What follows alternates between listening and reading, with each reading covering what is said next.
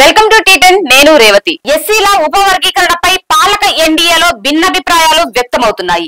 దీంతో బీజేపీ ఇరకాటంలో పడుతోంది. దాని పరిస్థితి కరవమంటే కప్పకు కోపం, విడవమంటే పాముకు కోపం అన్న చందంగా తయారైంది. ఉపవర్గీకరణకు గ్రీన్ సిగ్నల్ ఇస్తూ సుప్రీంకోర్టు ఇచ్చిన తీరును ఎన్డీఏ మిత్రపక్షమైన లోక్సభ జనశక్తి పార్టీ వ్యతిరేకించింది. దీనిపై రివ్యూ పిటిషన్ దాఖలు చేస్తామని ఆ పార్టీ అధ్యక్షుడు చిరాగ్ పాస్వాన్ ప్రకటించారు. మరోవైపు తీర్పును టీడీపీ అధ్యక్షుడు ఆంధ్రప్రదేశ్ ముఖ్యమంత్రి చంద్రబాబు నాయుడు స్వాగతించారు. గతంలో ఉమ్మడి ఆంధ్రప్రదేశ్ లో ఎస్సీల వర్గీకరణను చేపట్టింది చంద్రబాబే. 1997లో రెండోసారి ముఖ్యమంత్రి అయిన చంద్రబాబు మాదిగలకు చేరువయ్యే ఉద్దేశంతో ఎస్సీలను ఏబిసిడీలుగా వర్గీకరించారు.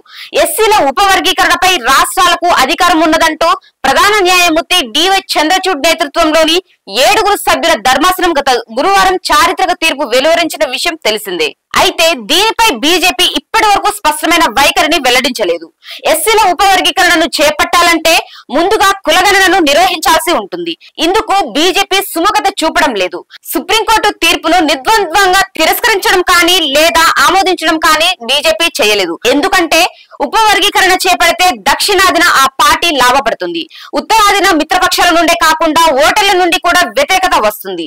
ప్రతిపక్షాలు కూడా ఇదే మాట చెబుతున్నాయి. అందుకే ఈ విషయంలో బీజేపీ ఆచితూచి అడుగులు వేయాల్సి ఉంటుందని ఎన్డీఏ సీనియర్ నేత ఒకరు తెలిపారు. ప్రతిపక్ష కాంగ్రెస్ కూడా దీనిపై స్పష్టమైన వైఖరి తీసుకోవడం లేదు.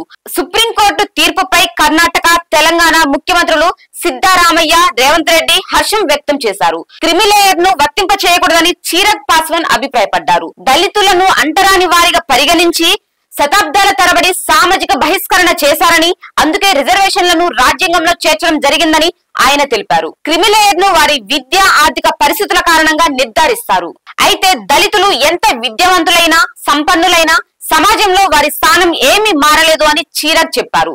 వివాహ ఊరేగింపులలో గుర్రాలు తోలడానికి దళిత యువకులను ఇప్పటికీ అనుమతించడం లేదని, పేరొందిన దళిత నేతలు దేవాలయాలను సందర్శించి వెళ్లిన తర్వాత వాటిని శుద్ధి చేస్తున్నారని గుర్తు చేశారు. సుప్రీంకోర్టులో రివ్యూ పిటిషన్ దాఖలు చేయాలన్నది తమ పార్టీ నిర్ణయమని, దీనిపై బీజేపీని సంప్రదించలేదని అన్నారు.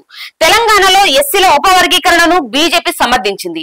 ఉపకోటపై మాదిగల దీర్ఘకాల డిమాండ్ ను పరిశీలించేందుకు కమిటీని ఏర్పాటు చేస్తామని లోక్సభ ఎన్నికల ముందు ప్రధాని నరేంద్ర మోడీ ప్రకటించారు. ఎంఆర్పీఎస్ అధ్యక్షుడు మందకృష్ణ మాదిగ కూడా బీజేపీపై ప్రశంసలు కురిపించారు. ఇది ఇవాల్టి న్యూస్. చూస్తూనే ఉండండి టీ10.